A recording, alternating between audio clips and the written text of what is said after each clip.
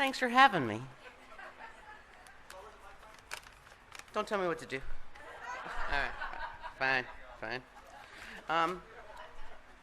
First, I'd just like to thank everyone for coming.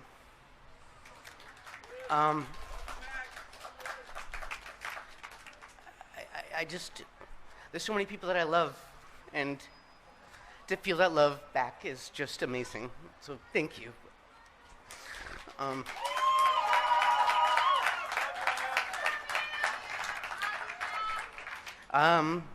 Catherine, Natasha, thanks for all your kind words and your stories and stuff.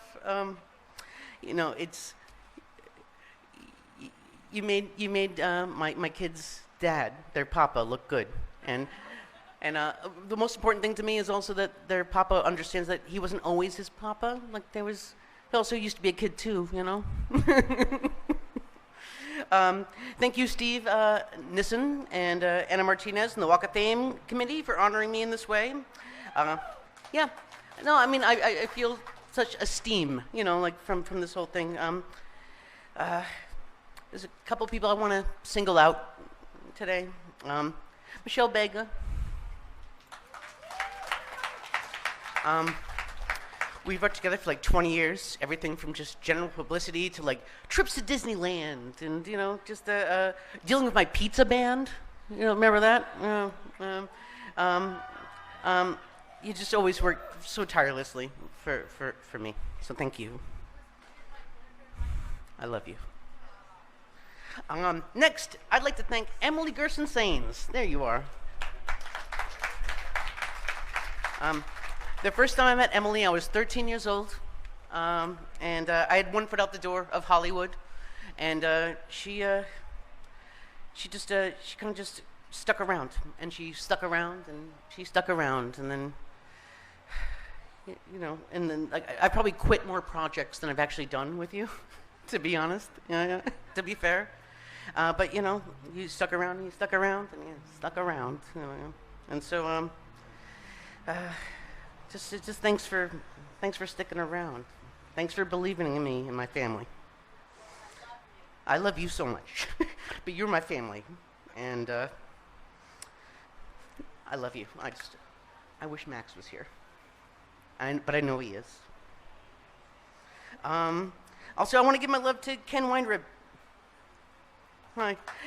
It's not so remarkable that I've had a lawyer since I was 10 years old. It's the fact that I've had the same lawyer since I was 10 years old. So yeah. You're my friend. You're my advisor. You're my family, and just thanks for always looking out for me. I love you.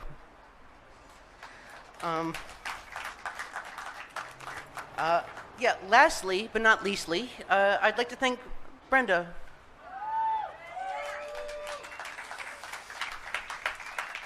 You are absolutely everything. You're my champion. You're the only person happier for me today than I am. You're not only the best woman I've ever known, you're the best person I've ever known. You've given me just all my purpose. You've given me family.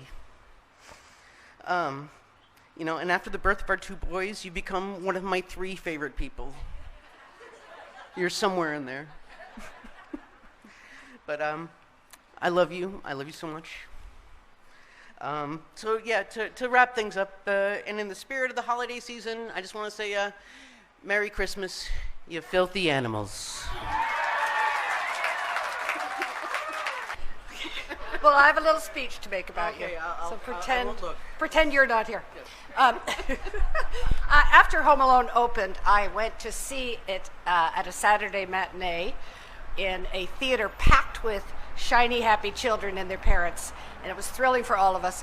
But at one point, I saw 2 boys get up out of their seats, so not wanting to leave the movie, but after having already sucked back their giant sodas, they really had to go. So they started running up the aisle, and then suddenly panicked that they might miss something great. They turned around, looked back at the screen, and one of them said, "It's okay, no, it's just the mom."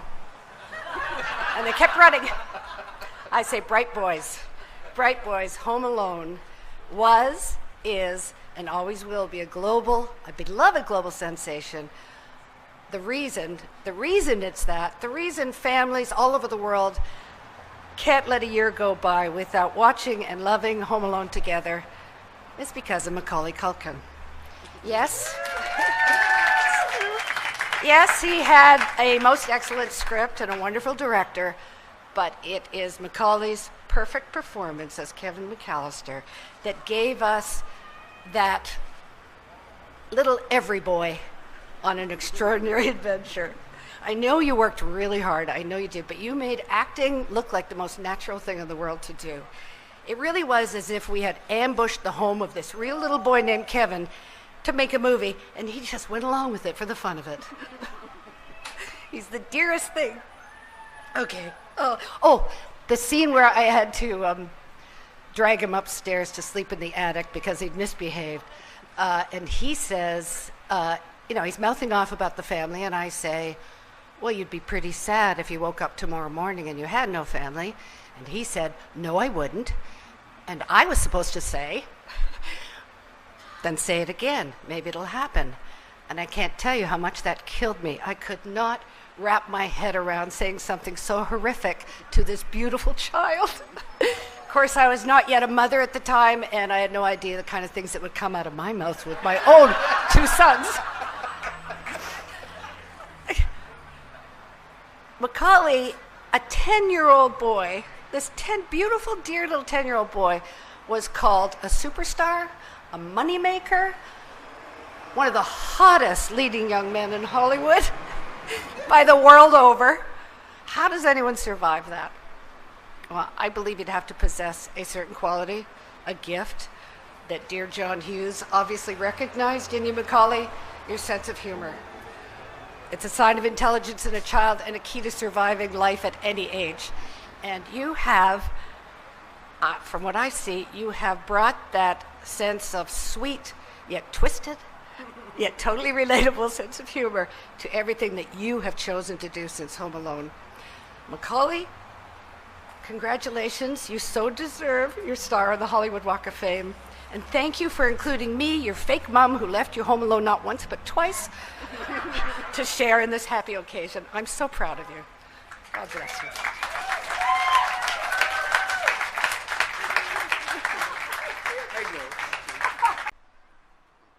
Okay, Mac, I'm so proud of you, and I'm honored to share in this milestone moment and to be able to celebrate you.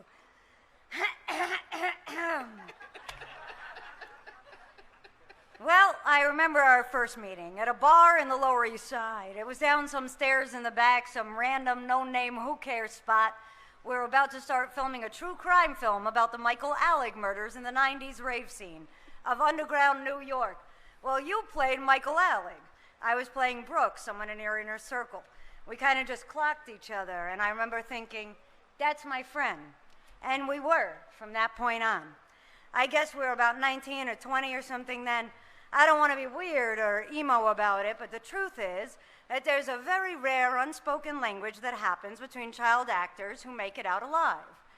Now, granted, you were Shirley Temple and I was Paul Giamatti, but the refrain remains the same. Yes, we did. We had a gift and that was fun. But is it really sane to be a fully activated businessman enmeshed in an adult world before the age of 6 years old? Probably not. And so we find each other, and we instinctively register what a miracle that survival is. The true beauty, though, is seeing the adult you've become, the loving patriarch you are to your beautiful siblings, and now the deep and loving father and husband that you are. Later in life, you so generously and gamely played a role in my first outing as a writer-director, a kind of Fellini-esque endeavor wherein I asked you vaguely to play a cipher, and to which you immediately replied, say no more. Well, you showed up, you crushed, and I got to watch firsthand, giddy at the monitor, your automatic, undeniable, and impossibly magnetic power. A screen legend navigating surrealist twists, no problem, as always. And later, meaning now, I gotta say, Nothing makes me happier than to see you existing so concretely on your own terms and with no loss of your underlying eccentricity or absurdist outlook or big picture, big heart perspective that sustains us as a community and as a family of artists. Sometimes we would play running charades with your whole family and your pals in the big Soho loft, and I think to myself, you know, maybe we won. Maybe Mac really cracked it. And it makes me happy, real happy, you know, for all of us. So thank you for being the one and only. I love you and you're a king. Congratulations.